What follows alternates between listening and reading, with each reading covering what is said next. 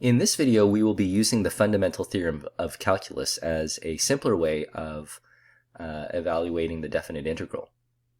Recall from your previous studies in calculus that differential calculus, or that branch of calculus that deals with derivatives, that was concerned primarily with the tangent problem, while integral calculus is now concerned with the area problem, or the area underneath a curve. What the fundamental theorem of calculus does is it essentially states that differentiation and definite integration are inverse operations. So if you look at Theorem 11.2.1, it says if a function f is continuous on some interval ab, and f, capital F, is an antiderivative of lowercase f on the interval ab, then we can say that the definite integral of f at x from a to b is really the difference of the antiderivative of f evaluated at b and a. Now, the benefit of Theorem 11.2.1 is that you basically now have a simpler way, a more expedited way to determine the definite integral without having to use a multi-step method of determining the integral, as you saw in a previous video where we started with the limit definition of the definite integral. Okay, so now we have another equivalent definition, but renders our work a little bit more not palpable, but appetizing. That's it. So the following notation is convenient when applying the fundamental theorem of calculus. Okay, so you'll see that this in particular looks a little bit strange. It looks like we're missing an open bracket, but we're not. We just have, like, sometimes you can put in the open bracket, right, if you wanted to, but you really only need this right end bracket, or the closed bracket, with the limits indicated. Okay, so let's do a few examples and just put the fundamental theorem of calculus to the test. So essentially what we have here is the definite integral of x squared minus 3 and from 1 to 2. So according to the fundamental theorem of calculus, we simply have to take the antiderivative of x squared minus 3, which in this case would be x cubed over 3 minus 3x, and evaluate that at 1, at 2, and then subtract. Okay, so then what we have here is, yeah, I know this bracket thing probably bothers you that we don't have one at the beginning. You can put one there, and maybe I'll put one there in the next example. But basically what we're going to do is we're going to figure out 2 cubed over 3 minus 3 times 2. And then we're going to subtract this same expression, but evaluated at 1. So 1 cubed over 3 minus 3 times 1. Okay, so 2 cubed over 3 is, of course, 8/3, and then minus 6, and then we're going to distribute the negative inside, so minus 1/3, and then minus minus, which would be plus 3. So in this case, we end up with negative 2/3. Okay, on to the next example. I'm going to rewrite this example to start off with. So it's the integral of 3 times root x, yes, but it's really 3 times x to the half dx. Okay, you need to finish with dx.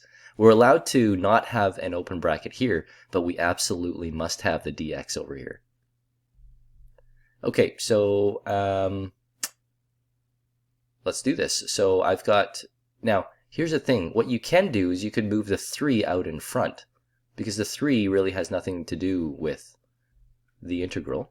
I mean, I shouldn't say it that way. It does have to do with the integral, but you can evaluate it with or without the 3 inside. Just like we determine the derivative of a function in a way that where we can remove any constants, any coefficients out of the expression, figure out the derivative, and then put the coefficient back in with the final answer. So we're going to do the same thing here. Okay, and now what we end up with is, well, the 3 is going to stay there, and in this case I might want to have an open bracket to separate what I'm about, like the antiderivative I'm about to figure out from the coefficient. So now I've got x to the 3/2 over 3/2. Okay, which is really awkward. Okay, but we'll fix this up shortly. So this is really 3. Now, x to the 3/2 divided by 3/2 is really x to the 3/2 times 2/3.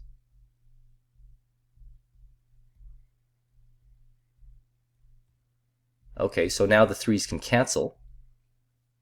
And so essentially what I'm evaluating is 2x to the 3/2 from 1 to 4. Okay, so then I end up with 2x to the, sorry, not x, I guess I'm subbing in now. So that would be equal to 2 times 4 to the 3/2 minus 2 times 1 to the 3/2. Okay, so 4 to the 3/2, that would be the square root of 4 cubed. And of course, 1 raised to, well, any power of 1 is just 1, so this would just be minus 2. So here I end up with 2 times square root of 4 is 2, 2 cubed is 8. And so 2 times 8 is 16 minus 2, final answer is 14. Okay, and the final example involves a trig function. I don't know if you recognize this, but you're going to have to think back to the derivatives of trig functions. Do you remember what sec squared x is the derivative of? You might want to pause the video to think about that. Well, in fact, the derivative of tan x is sec squared. So really what we have here is simply tan x, the antiderivative of sec squared, evaluated from 0 to pi over 4. Okay, so we end up with tan pi over 4 minus tan 0. Tan pi over 4 is 1. Tan 0 is 0. Too easy. 1. Okay, and so there's 3 examples of how you can apply the fundamental theorem of calculus to the evaluation of the definite integral. And the whole point is, yeah, we still have a few steps here, but this is a lot better than, and a lot more straightforward than evaluating the definite integral from the limit definition.